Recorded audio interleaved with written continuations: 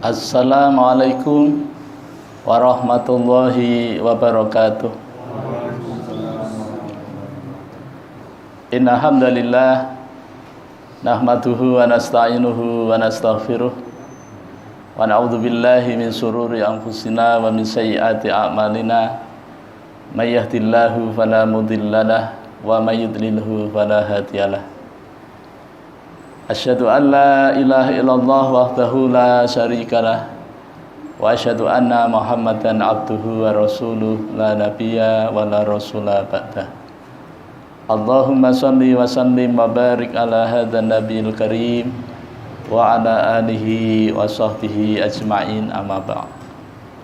Qala Allah ta'ala fil Qur'anil Karim, a'udzu billahi minasyaitonir rajim. Ya ayyuhalladzina amanu taqullaha haqqa tuqatih wa la tamutunna illa wa antum muslimun. Wa qala ya ayyuhalladzina amanu taqullaha wa qulu qawlan sadida yuslih lakum a'malakum wa yaghfir lakum dzunubakum wa may yuti'illaha wa rasulahu faqad faza fawzan 'azima. Qala Rasulullah sallallahu alaihi wasallam, Iqra'ul Qur'ana fa innahu ya'ti yaumal qiyamati syafi'an li ashabihi. Wa qala man ahya sunnati faqad ahabbani wa man ahabbani kana ma'i fil jannah. Bapak Ibu jamaah salat maghrib mushola Miftahul Jannah yang dirahmati Allah Subhanahu wa taala. Mari kita kembali bersyukur kepada Allah Subhanahu wa taala biqouli alhamdulillah wa syukrulillah atas limpahan rahmat dan nikmatnya kepada kita, terutama nikmat iman dan Islam, nikmat kesehatan, nikmat panjang umur, nikmat waktu luang yang Allah berikan kepada kita, sehingga dengan nikmat itu kita dapat melaksanakan sebagian dari perintahnya, yakni melaksanakan sholat fardu maghrib secara berjamaah di tempat yang kita cintai ini. Salawat serta salam semoga senantiasa tercurah terlimpah kepada junjungan kita Nabi besar Muhammad sallallahu alaihi wasallam, kepada keluarganya, para sahabatnya, para pengikutnya yang setia, baik yang dulu, sekarang maupun yang akan datang. Mudah-mudahan kita semua yang hadir di majelis yang mulia ini dicatat oleh Allah Subhanahu wa taala sebagai hamba-hamba Allah yang taat, yang takwa, calon-calon penerima syafaat yang agung dari baginda Nabi sallallahu alaihi wasallam atas izin Allah Subhanahu wa taala kelak pada hari kiamat, amin ya rabbal alamin. Bapak Ibu jamaah salat maghrib yang dirahmati Allah Subhanahu wa taala, alhamdulillah kita kembali bertemu dalam suasana kebaikan, sehat badan, afiah batin. Ini merupakan nikmat Allah Subhanahu wa taala yang wajib kita syukuri, agar Allah Subhanahu wa taala senantiasa menambahkan nikmatnya kepada kita. Jangan sampai kita termasuk orang-orang yang kufur nikmat, yaitu menggunakan nikmat Allah dipakai untuk maksiat. Ketahuilah bahwa sesungguhnya azab Allah amat sangat pedih.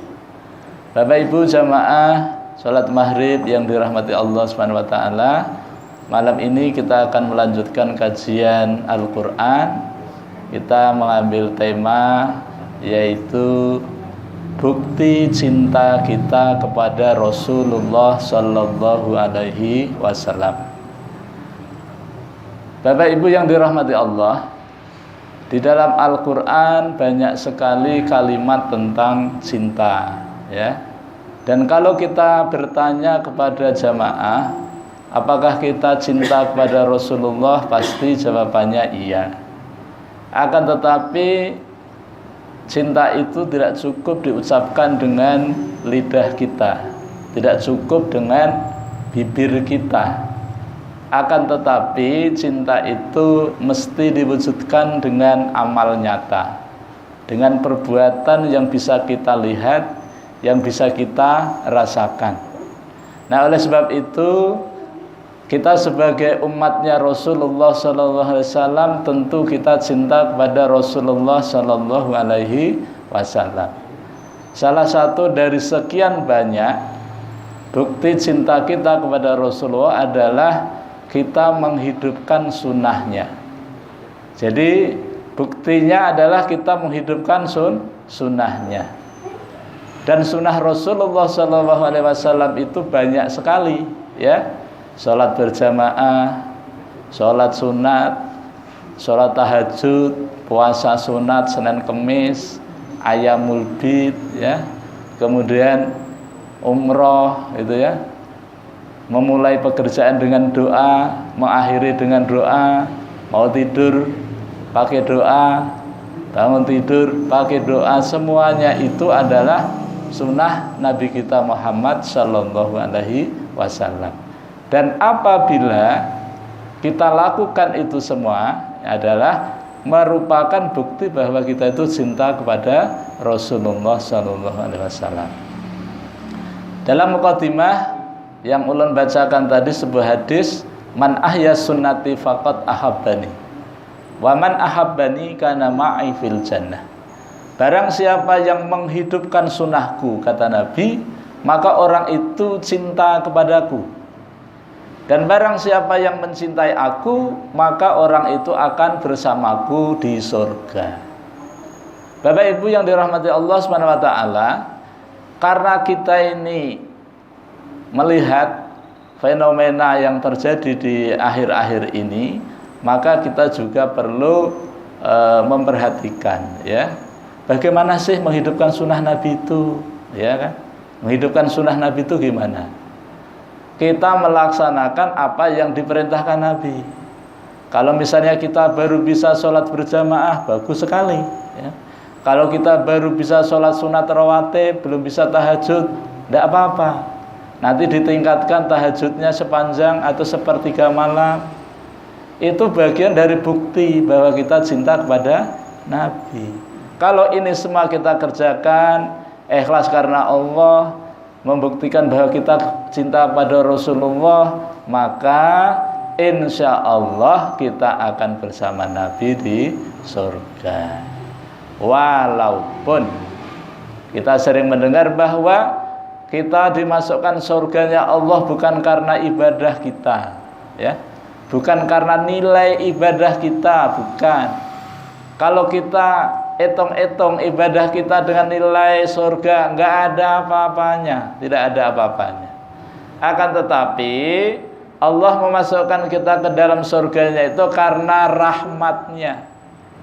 Tapi untuk mendapatkan rahmat dari Allah SWT ini ya nggak ada jalan lain kecuali dengan ibadah, ya. Makanya ibadah ini adalah bagian dari wasilah, sarana, usaha kita untuk mendapatkan rahmatnya Allah Subhanahu wa ta'ala. Bapak Ibu jamaah sholat maghrib yang dirahmati Allah Subhanahu wa ta'ala, apa saja yang bisa kita kerjakan, kalau itu memang dari Nabi, kerjakan.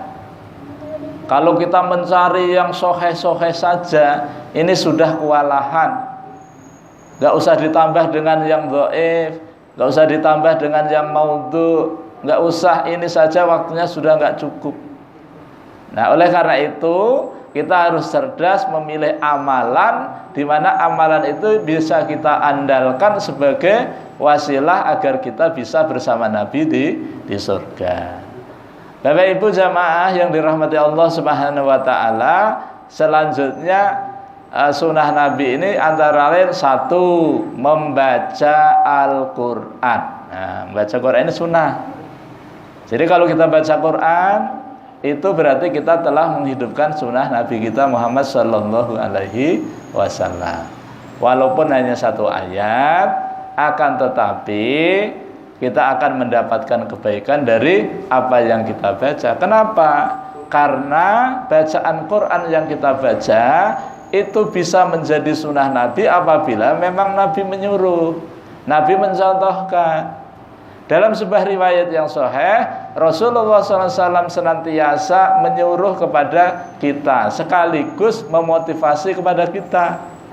Salah satu hadis yang populer yang tidak pernah ulun tinggalkan di setiap kesempatan adalah khairukum man ta'allamal Qur'ana wa 'allamahu. Sebaik-baik kalian adalah kalian yang belajar Al-Qur'an. Setelah selesai belajar, nggak selesai sih, belajar itu nggak ada selesainya, ya. apalagi tamat itu nggak ada. Ya kita dulu punya STTB, surat tanda tamat belajar, ini dikasih oleh sekolah. Nah ini bahaya kan, padahal belajar itu tidak ada tamatnya kan ya.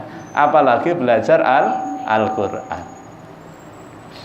Jadi Rasulullah memotivasi kepada kita, sebaik-baik kita adalah yang belajar Al-Quran, mulai dari cara membacanya, mulai mengenal huruf ya, meletakkan di mana huruf itu tempatnya ketika diucapkan atau yang disebut dengan makhorijul huruf. Kemudian belajar mengenali sifat-sifat huruf ya. Kemudian mulai belajar mengucapkan huruf-huruf tersebut, dari huruf hijaiyah, dari yang per abjad, kemudian disambung menjadi lafaz, kemudian disambung-sambung menjadi kalam atau menjadi kalimat. Inilah proses kita belajar Al-Quran. Dan ketika ini kita kerjakan, maka kita dicatat oleh Allah sebagai hamba yang menghidupkan sunnah. Satu huruf yang kita pelajari, yang kita baca, maka Allah berikan kepada kita 10 kebaikan. Dan Allah masih menjanjikan ingin melipat gandakan amal hambanya, manakala amal itu dikerjakan ikhlas karena Allah semata. Bapak Ibu yang dirahmati Allah SWT, kemudian setelah kita belajar Al-Quran, wa'allamahu, mengajarkan Al-Quran kepada siapa? Kepada anak-anak kita, kepada keluarga kita, kepada tetangga kita, masyarakat kita, atau siapapun kita yang mau belajar Al-Quran, monggo dipersilahkan. Dan ketika kita ajarkan kepada mereka itu Al-Quran, maka kita termasuk orang yang sebaik-baiknya orang, sebagaimana yang Rasul jelaskan tadi. Belajar Al-Quran baik, mengajar Al-Quran juga baik. Dan apabila kita itu mendapatkan kesempatan mengajar Al-Quran, Masya Allah, itu luar biasa, mulia banget ya. Tapi kurang pede. Tahun 90-an awal-awal misalnya begitu, atau tahun 80-an lah ya. Waktu dulu masih ada metode Iqra awal-awal dari Jogja gitu ya. Itu kalau ditanya, "Pian ngajar di mana?" Mau bilang ngajar TK Al-Quran itu kok berat gitu ya. Kok berat gitu ya. Kenapa? Tapi ketika ngajar di SD, SMP, SMA, ngajar apa? Bahasa Inggris. Wah, bangga banget gitu loh ya. Tapi ketika mau mengatakan guru Iqra, waduh beratnya gitu. Dulu itu dulu. Tapi kalau sekarang ada kesempatan menjadi guru ngaji, maka itu yang pertama kali kita ambil. Kenapa? Karena itu satu hal yang dijamin oleh Rasul. Kalau Rasul itu menjamin pasti benar. Nggak ada salahnya Nabi itu mengatakan. Kenapa? Karena yang disampaikan Nabi itu wahyu juga. Nah oleh karena itu, ketika kita ada kesempatan untuk belajar Al-Quran, dipersilahkan. Seperti di musola ini ada kegiatan belajar Al-Quran, tahsinul Quran katanya, nggih. Wah, sudah beberapa tahun. Tahsinul Quran, akar katanya adalah hasanah. Tahsin itu memperbaiki, Quran itu bacaan. Jadi tahsinul Quran, perbaikan bacaan. Nah ini luar biasa. Nah, ulun juga membuka program apa itu, tahfiz Quran, one day one ayat online. Nah, siapa saja boleh, mulai umur 7 tahun sampai 70 tahun. Pak Haji Hasbullah kalau mau 1 hari 1 ayat, setiap hari dikirimi setorannya sehari 1 ayat. Ini akan selesai 30 juz selama 18 tahun. 18 tahun Pak Haji. 18 tahun selesai 30 juz. 1 hari 1 ayat. Enggak pakai pendaftaran. Maksudnya memasukkan saya daftar aja, maksudnya enggak pakai biaya. Ya. Ini juga pesertanya dalam dan luar negeri. Para mahasiswa-mahasiswa itu, ya. Alhamdulillah. Nah, ini untuk sarana saja agar kita juga bisa mengambil peluang yang ditawarkan oleh Rasulullah Shallallahu alaihi wasallam. Kalau ulun kegiatannya belajar Al-Quran, terus mengajar, belajar, mengajar, itu saja. Nah, alhamdulillah. Nah, bagi Bapak Ibu yang ingin mendalami lebih lanjut, menghafal Al-Quran dengan supaya lebih mantep, masuk di dalam hati, lengketnya kayak lem begitu ya, anti lupa. Nah, anti lupa lah. Seperti baca surah Al-Ikhlas. Nah, surah Al-Ikhlas itu biar tidur aja hafal kan. Nah, kenapa? Karena memang sudah hari-hari kan. Nah, itulah ada metode 8M, cara mudah menghafal Al-Quran. Tapi sedikit yang berminat. Pokoknya kalau yang bagus-bagus tuh nggak berminat gitu ya. Tapi kalau berkunjung di dunia MD gitu ya, wah itu antrinya luar biasa itu ya. Untuk mendapatkan 1 sendok ice cream ya, Oreo dan sebagainya, waduh antrinya luar biasa. Dan itu bayar, parkirnya bayar, ya kan, barangnya juga bayar. Ini Al-Quran ditawarkan nggak usah pakai bayar. Nah, tapi juga sedikit yang berminat. Bapak Ibu yang dirahmati Allah, jadi kalau kita ingin mengambil peluang, sebaik-baik kita adalah orang yang belajar Al-Quran dan mengajarkannya, maka monggo dipersilahkan. Kalau ingin belajar, silahkan ya. Tapi belajarnya ini bukan seperti anak-anak, ya kan, sambil saja ya, tidak akan mengganggu kok kegiatan kita hari-hari. Sebagai pegawai negeri nggak akan terganggu. Kenapa? Karena kita yang diinvestasikan waktunya sehari cuma 1 jam. 1 jam itu diambil bukan sepertiga dari pekerjaan atau sepertiga dari ibadah, tetapi sepertiga dari istirahat. Istirahat 8 jam guring, diambil 1 jam, jadi tidurnya 7 jam saja. Yang 1 jam dipakai untuk investasi 1 ayat. Nah, inilah yang nanti akan setia Bapak Ibu sekalian, setia menemani kita pada saat kita sendirian di alam barzah. Dan itu pasti, gak pakai insya Allah lagi, pasti nanti kita berada di alam barzah. Dan di sana sendirian. Teman yang paling setia adalah bacaan Al-Quran yang kita baca waktu di dunia. Nah, itu. Bapak Ibu jamaah yang dirahmati Allah SWT, yang selanjutnya bukti cinta kita kepada Rasulullah SAW adalah belajar. Oh sudah, tadi belajar ya, membaca. Oh sudah, membaca. Rasulullah menyuruh kepada sahabat, Iqra'ul Qur'ana fa innahu ya'ti yaumal qiyamati syafi'an li ashabihi. Bacalah Al-Quran, karena Al-Quran yang kita baca waktu di dunia ini nanti di akhirat akan mendatangi kita, memberikan syafaat kepada pemiliknya, kepada sahabatnya. Bagaimana supaya Al-Quran itu menjadi sahabat kita, supaya mendatangi kita, memberikan syafaat atas izin Allah kelak pada hari kiamat? Maka waktu kita di dunia ini kita jadikan Al-Quran sebagai bacaan harian, amalan harian.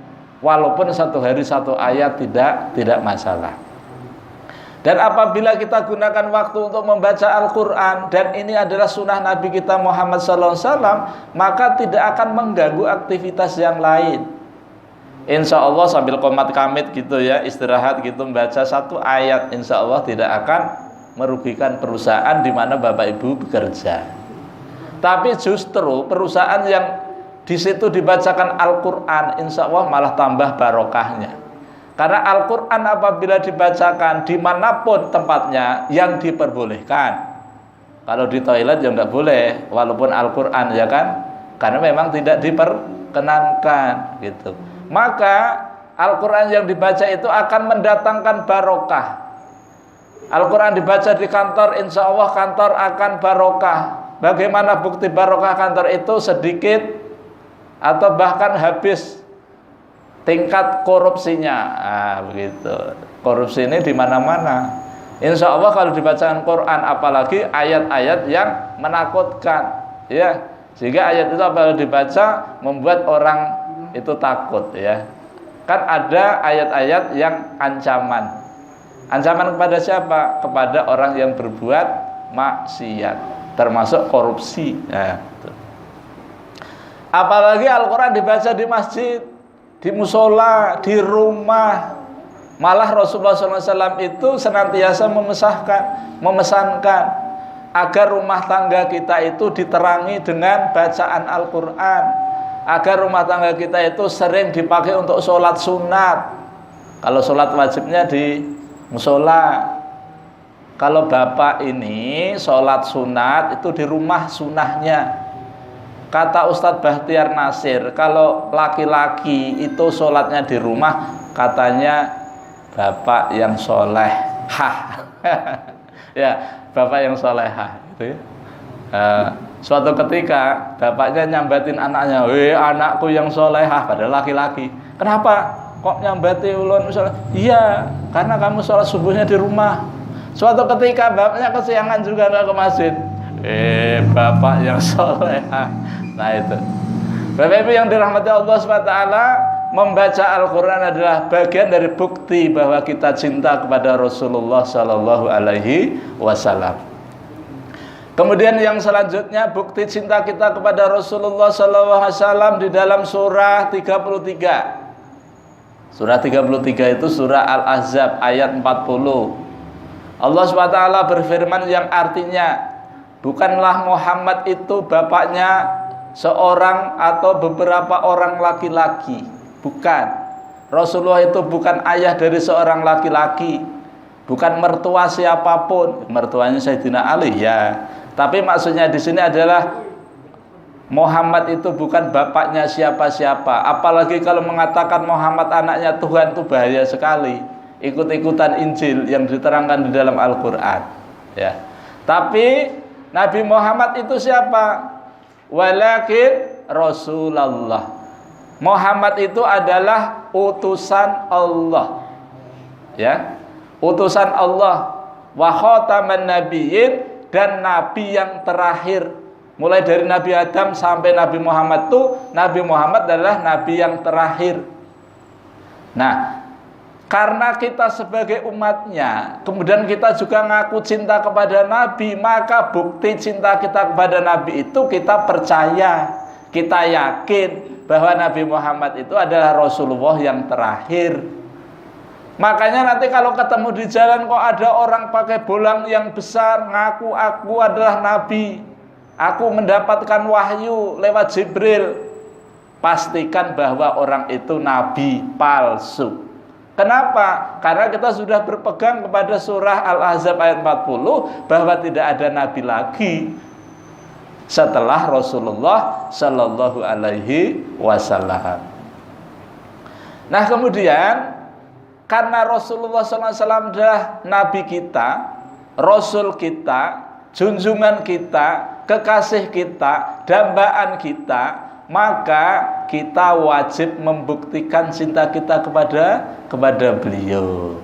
Bapak Ibu yang dirahmati Allah Subhanahu wa taala, beberapa hari ini lagi viral di mana junjungan kita Nabi besar Muhammad SAW dalam majalah dibikin sebuah karikatur.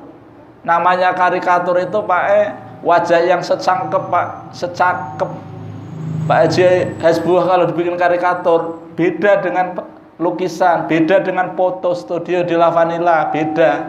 Karikatur itu cakep jadi jelek. Lah Rasulullah itu dibikin karikatur dalam sebuah majalah, lalu disampaikan ke sebuah negara di Prancis sana, ya. Nah kemudian malah diterima, malah didukung, ya. Puncaknya jamaah kaum muslimin kita di sana diusir sehingga tidak sholat di tempat ibadah, tidak beribadah pada tempat yang semestinya. Nah, maka yang seperti ini menurut mereka katanya itu adalah kebebasan pers menurut sana, tetapi ini adalah penghinaan. Ini adalah sebuah penistaan terhadap junjungan kita Nabi besar Muhammad Sallallahu Alaihi Wasallam. Tentu kita itu mengangkat senjata membunuh Macron juga tidak bisa, jauh benar. Senjatanya juga nggak ada, nggak punya. Mau pakai bambu runcing seperti tahun 45 teman-teman kita para santri, ustadz, kiai di Jawa Timur, nggak bisa lagi. Nah ini sudah disepakati oleh kaum muslimin, ya ijma'nya ijma' kaum muslimin. Salah satu bentuk bukti kita cinta kepada Rasulullah, kita buktikan pembelaan kita kepada Rasulullah. Pada saat Rasulullah itu dihina, maka kita lakukan apa yang bisa kita lakukan. Di dunia media sosial itu sudah sering kita lihat. Kita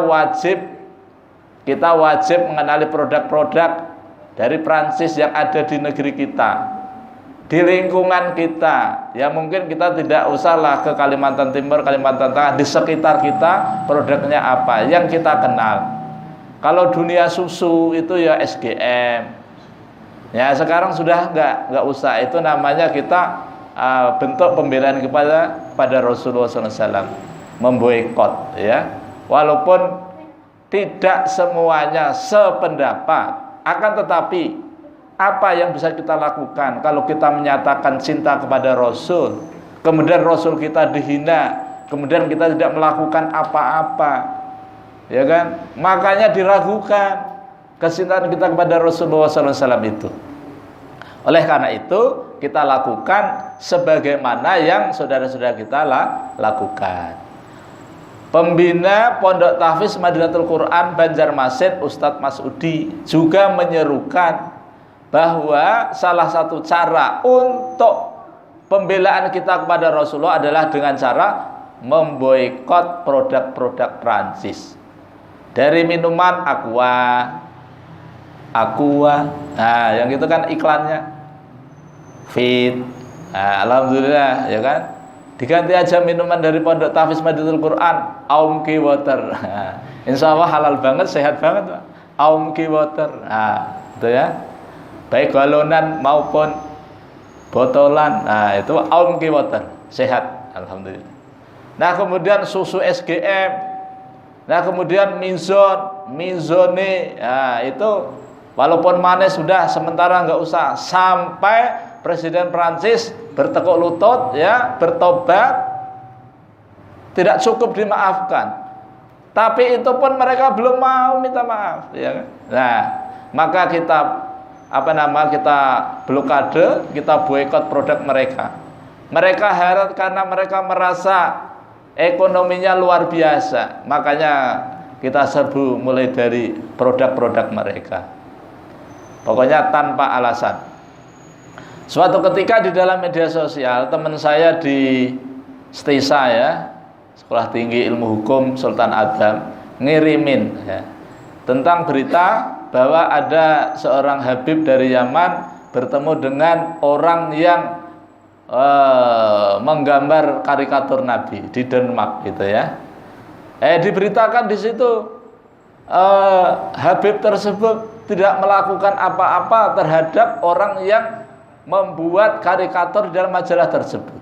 Diceritakan, sampaikan kepada ulun, karena kebetulan satu ruangan begitu, saya kasih aja jawaban tanda tanya 3. Lalu saya jelaskan di bawahnya. Di sana diuraikan ya. Yang namanya seperti itu kan belum tentu apa yang dikatakan oleh media sosial itu belum tentu benar. Belum tentu benar bahwa Habib itu melakukan seperti itu, ya kan? Nah, bisa saja yang namanya tulisan kan bisa diubah-ubah, ya gitu. Tetapi, ya apapun yang mereka katakan, misalnya begini, kalau sekiranya Rasulullah itu saat itu masih hidup, kemudian Rasulullah dihina, maka Rasulullah akan memaafkannya. Itu adalah kata-kata orang yang memiliki hati yang sakit, yang di dalam dadanya terdapat penyakit, ya, penyakit. Kalau kata Muhammad dengan Rasulullah itu harus beda. Makanya Rasulullah SAW itu kalau dihina kepada Nabi pribadinya, Nabi gak ngapa-ngapain. Memang Rasulullah ketika Rasulullah itu dihina, maksudnya Muhammad gitu maksudnya, pribadi Muhammad itu dihina, Nabi Muhammad cukup mengatakan inna hamdalillah nahmaduhu wa nasta'inuhu wa nastaghfiruh dan seterusnya. Tetapi kalau Rasulullah utusan Allah, penyampai risalahnya Allah Subhanahu wa taala, agamanya dihina, maka Rasulullah tidak tadi ngaling-ngaling, langsung saja gitu ya. Rasulullah itu paling penyantun. Tapi kalau agamanya dihina, ya tidak nanti-nanti. Bapak Ibu yang dirahmati Allah Subhanahu wa taala, maka bentuk cinta kita, bukti cinta kita, bentuk pembelaan kita kepada Rasulullah SAW adalah dengan cara memboikot produk mereka. Sampai mereka bertobat, Allah memberikan hidayah kepada mereka. Bapak Ibu jamaah sholat maghrib yang dirahmati Allah SWT, kemudian yang selanjutnya, bukti cinta kita kepada Rasulullah SAW adalah senang membaca sholawat. Sholawat. Allah Subhanahu wa taala berfirman di dalam Masih 33 ayat 56. Innallaha wa malaikatahu yusholluna 'alan nabi. Ya ayyuhalladzina amanu shollu 'alaihi wa sallimu taslima. Sesungguhnya Allah dan para malaikat senantiasa, di situ menggunakan fi'il mudhari', senantiasa bersolawat kepada Rasulullah Sallallahu Alaihi Wasallam. Kemudian Allah menyuruh kepada orang-orang yang beriman, hai orang-orang yang beriman, shollu alaihi wasallimu taslima. Bersolawatlah kalian semuanya wahai orang yang beriman, baik laki-laki maupun perempuan, kepada Rasulullah Sallallahu Alaihi Wasallam. Kita ulangi lagi bahwa ketika Allah SWT bersolawat kepada Rasulullah, dalam kajian tafsir dijelaskan bahwa Allah Subhanahu wa taala senantiasa memberi rahmat kasih sayangnya kepada Rasulullah. Kalau para malaikat bersolawat kepada Nabi, maksudnya adalah malaikat senantiasa berdoa, memohonkan ampun, mendoakan kepada Rasulullah SAW, kepada Allah Subhanahu wa taala. Lalu ketika kita orang yang beriman bersolawat kepada Rasulullah, apa? Itu mendoakan Rasulullah, tetapi kembali kepada diri kita masing-masing. Dan ketika kita itu memperbanyak sholawat kepada Rasulullah, maka sholawat yang kita bacakan, yang kita sampaikan kepada beliau, ada malaikat yang bertugas menyampaikan kepada beliau, walaupun beliau sudah wafat. Akan tetapi sholawat yang kita sampaikan, ya, ini sampai kepada Rasulullah Sallallahu Alaihi Wasallam. Sampai-sampai di dalam sebuah riwayat dikatakan, apabila namaku disebut kemudian tidak bersolawat, maka orang itu adalah termasuk orang yang paling bakhil, medit, ya, paling engken, ya, gitu. Jadi kalau Rasulullah disebut kok nggak bersolawat, maka itu dikatakan orang bakhil, katanya. Nah, oleh karena itu Bapak Ibu sekalian, salah satu bukti bahwa kita cinta kepada Rasulullah SAW adalah kita memperbanyak sholawat. Kita bersolawat sekali kepada Rasulullah SAW, maka Allah SWT akan memberikan sholawat kepada yang membaca tadi 10 kali. Apalagi hari Jumat. Nah, hari Jumat itu hari yang luar biasa, hari yang lebih utama, paling afdol apabila kita membaca sholawat. Makanya Syekh Ali Jabir menyatakan bahwa kalau hari Jumat itu diupayakan, amalan-amalan yang lain disingkirkan dulu, maksudnya dikurangi dulu, diperbanyak membaca sholawat. Karena memang sholawat ini manfaatnya luar biasa. Bagi Bapak Ibu yang sering pusing-pusing, nah ini yang punya penyakit pusing-pusing, perbanyaklah sholawat, insya Allah akan terjadi proses pengurangan, bahkan pembebasan, ya. Karena sholawat yang kita baca ini akan membuat hati kita damai, tentram, tenang, ya. Kalau dibaca di rumah tangga kita akan menjadi rumah tangga yang sakinah, mawaddah warahmah, seperti rumah tangga yang baru dibangun, ya kan? Sering kan doanya begitu kan? Nah, bagaimana caranya? Cukup kita memperbanyak sholawat. Karena apa? Karena Allah menyuruh, ya kan? Nah, Bapak Ibu yang dirahmati Allah Subhanahu wa taala, ketika kita memperbanyak sholawat dimanapun kita berada, selama tempat itu memang tidak dilarang, maka ini adalah satu sarana bukti bahwa kita cinta kepada Rasulullah Sallallahu Alaihi Wasallam.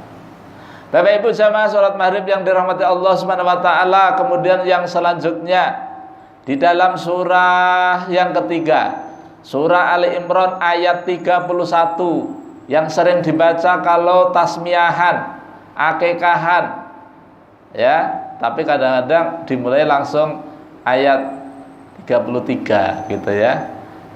Nah, gitu. Tapi ini dimulai ayat 31. Allah Subhanahu wa taala berfirman kepada Nabi kita Muhammad sallallahu alaihi wasallam, "Qul in kuntum tuhibbunallah fattabi'uni yuhibbukumullah wa yaghfir lakum dzunubakum wallahu ghafurur rahim." Qul, katakanlah hai Muhammad. Ini Allah SWT berfirman kepada Nabi Muhammad agar Nabi Muhammad mengatakan, katakan kepada mereka yang kuar-kuar mengatakan mereka cinta kepada Allah Muhammad, katakan kepada mereka. Dalam kajian tafsir, mereka itu adalah dari kalangan orang-orang ahlul kitab Yahudi dan Nasrani, bahwa mereka katanya cinta banget kepada Allah SWT. Maka Rasulullah disuruh mengatakan kepada mereka bahwa kalau memang kalian ini benar-benar perkataannya benar, cinta kepada Allah, fattabi'uni, maka kalian ikutilah aku. Maksudnya ikutilah aku adalah ikutilah sunnahku. Apa yang aku kerjakan, apa yang aku katakan, ikutin. Kalau memang kalian benar-benar cinta kepada Allah. Kalau kalian mengikuti sunnahku, mengikuti aku, kata Nabi, maka yuhibbukumullah, niscaya Allah SWT akan senantiasa mencintai kalian. Tidak hanya itu saja, wa yaghfir lakum dzunubakum, dan Allah SWT akan senantiasa mengampuni dosa dan kesalahan kita. Dosa dan kesalahan kita yang senantiasa menghidupkan sunnah Nabi tadi. Kenapa? Karena Allah SWT punya sifat wallahu ghafurur rahim, dan Allah adalah zat yang maha pengampun lagi maha penyayang. Nah, apabila kita menyatakan cinta juga kepada Allah, maka cukup kita menghidupkan sunnahnya Nabi kita Muhammad sallallahu alaihi wasallam. Misalnya Allah Subhanahu wa taala menyuruh kepada kita suruh sholat. Sebagai orang yang cinta kepada Nabi, kita laksanakan sholat. Misalnya Al-Quran menyuruh kita puasa, kita laksanakan puasa. Karena memang Rasulullah mencontohkan kaifiyahnya, tata cara berpuasanya. Kalau misalnya di Quran ada perintah supaya kita melaksanakan haji dan umrah, kita laksanakan. Kalau memang kita diberi keluasan rezeki sehingga terpenuhi syaratnya. Kalau Al-Quran menyuruh kita agar kita mengeluarkan zakat, maka kita keluarkan. Kenapa? Karena memang Rasulullah SAW menyuruh, Rasulullah SAW mencontohkan, mengajarkan kepada kita bagaimana tata caranya, berapa lama haulnya, berapa banyak nisabnya, itu semua Rasulullah ajarkan. Makanya Rasulullah SAW itu adalah sosok manusia yang paling berjasa kepada kita semua. Kita bisa sholat, kita bisa zakat, bisa puasa, bisa haji, bisa mengajar Al-Quran. Ini berkat perjuangan Rasulullah SAW, ya kan? Kalau Rasulullah tidak mengajari para sahabat, sahabat tidak mengajari kepada tabi'in, tabi'in tidak mengajari tabi'in sampai kepada kita, niscaya kita tidak akan bisa membaca Al-Quran. Kita tidak akan kenal siapa Rasulullah SAW. Makanya kita ini Bapak Ibu sekalian, malah orang yang disebut oleh Rasulullah sebagai saudaranya Nabi. Sahabat ya heran toh, loh Rasulullah, bukankah aku ini saudaramu? Bukan, kalau kalian adalah sahabatku. Siapa yang dimaksud saudaramu itu? Yang dimaksud saudaraku adalah orang yang belum pernah bertemu aku, tetapi mereka beriman percaya kepadaku, dan mereka berpegang teguh dengan peninggalanku, yaitu Al-Quran dan As-Sunnah. Nah kita ini insya Allah, selama kita memang percaya, yakin bahwa Muhammad SAW adalah hamba Allah dan utusannya, maka insya Allah dengan begitu kita akan bisa menjadikan beliau ini sebagai sesuatu yang kita andalkan. Kenapa? Karena kita dianggap sebagai saudara. Rasulullah akan memberikan syafaat kepada orang yang beriman kepada beliau.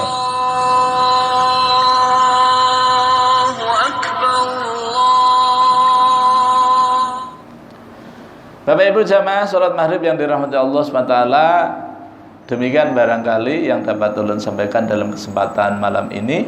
Mudah-mudahan Allah SWT senantiasa merahmati dan meridhoi kita semua. Ulun mohon maaf pasti banyak kelirunya, banyak salahnya dalam mendampingi kajian ini. Mari kita akhiri, kita tutup dengan baca hamdalah dan doa kafaratul majlis. Alhamdulillahirabbil alamin, subhanakallahumma wa bihamdika asyhadu an la ilaha illa anta astaghfiruka wa atubu ilaik. Wal afu minkum, wassalamualaikum warahmatullahi wabarakatuh.